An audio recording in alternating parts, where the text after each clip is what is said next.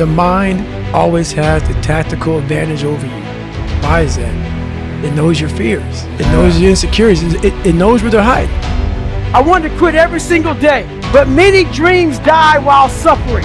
And many of us out here have suffered. And when you're suffering, I'm not talking about just physically, I'm talking about emotionally, spiritually. It could be a relationship. When you're suffering, you give up on the very thing that you wanted the most. When I was going through pararescue, I wanted to be a pararescueman so bad, but that water haunted me. So when the suffering got too much, my dream died. And pretty much I almost died with it. If I didn't find Navy SEALs and getting past that hump and overcoming my demons and facing my demons every day, I would have never been up here today. You can't outrun your demons. They'll always know where you're hiding. Trust me at that. And I'm gonna end with this. Don't stop when you're tired, stop when you're done.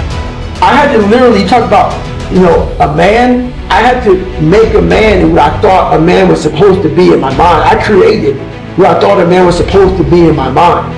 And that's what I started doing. So I looked at myself in the mirror, and when I looked at myself in the mirror, man, I wasn't proud of who I was. And I kept on backsliding. And I made the decision. When I was 297 pounds, I gained 125 pounds. I was 175 to 297. Had left the military, left the Air Force, and I was working for Eagle Lab, making $1,000 a month. I was at the bottom of the barrel. I'd become exactly what life had made me, and what I had made me too. I said, I'm gonna die trying. I don't give a fuck what it does to me. I don't give a fuck if I break myself off. I don't care if I lose legs. I don't care if I have stress. I don't care what it is. I don't care how much pain I go through. I don't care if this reflection in the mirror will change, or I will die trying. I will die. I will not look at this guy in the mirror anymore, because I can lie to you right now. We suffer every day. That's what we do. We do stuff that sucks every day. So then when the suck stuff comes, you're ready for it. And that's how it started coming up. I just started being very uncomfortable. And now it's like just a way of life. What I realized is, for me to become the man I wanted to become, I saw myself as the weakest person God ever created. But I never blamed God for anything he did to me. So I wanted to change that to be the hardest man ever created. Am I that? I don't know, but you had to have a goal. And my goal, when I was sitting there, not going to school, being bullied, having no self-esteem, my goal was, the only person that's gonna turn this person around is me. The only way I can turn around is put myself through the worst things possible a human being can ever endure. And that'd be the only way that I can build this brain to handle anything that comes in front of it, callousing my mind through pain and suffering. You want to get mentally tough? It's a lifestyle.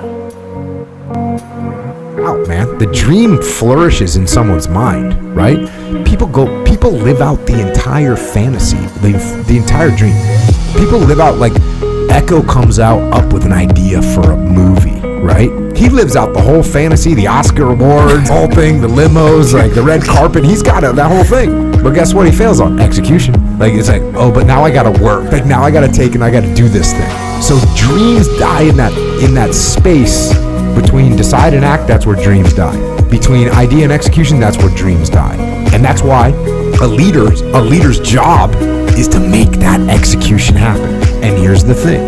This is another thing. Seth Stone, we got interviewed about the Battle of Ramadi, and Seth told the interviewer that I had to beat my head against the wall for every operation that we were able to do, which was an exaggeration. But the fact of the matter is, and I would tell that story to the young officers, like, if you think you're going to do a mission without, like, making that mission happen, you're not going to be able to. It's very rare that you're going to be able to, that an operation, you come up with a plan and like, okay, I set it in motion and now it's just going to happen. No, you have to, like, fight every step of the way. And that's the way it is in business. That's the way it is in life. I'm picturing trying to convince other people that you need to be on board with when you've come up with a plan, knowing that they're going to have to be on board with that plan. And when he says you're going to beat your head against the wall, I think, like you said, your point is just the amount of sheer work that it takes. You don't just like, hey, you guys, and they're like, cool, and it just happens. It's all the other people and all the things they have to do, and where leadership comes in on that, just to convince people. And I hate to say it, there are times that people are out there that just want to say no. They just want to say no to your plan, and you, especially if there's rank involved, you can't just tell those people what to do. You got to lead your way around those things, and it's so much harder than sometimes people give credit for. And how often I'll see people run into a barrier and then stop and give up then. And so I literally wrote down dreams die in execution. But that's the hardest part. I could sit at my desk, and I would do this all the time in Ramadi. I had these ideas like, hey, we're going to do this, we're going to go here, we're going to make all these things happen. And then reality is in there, and the hardest part about that it's the people you have to get on board to making this stuff happen. Not your people going ready to go execute, but all the things that get in the way of to the point where you can go execute that plan.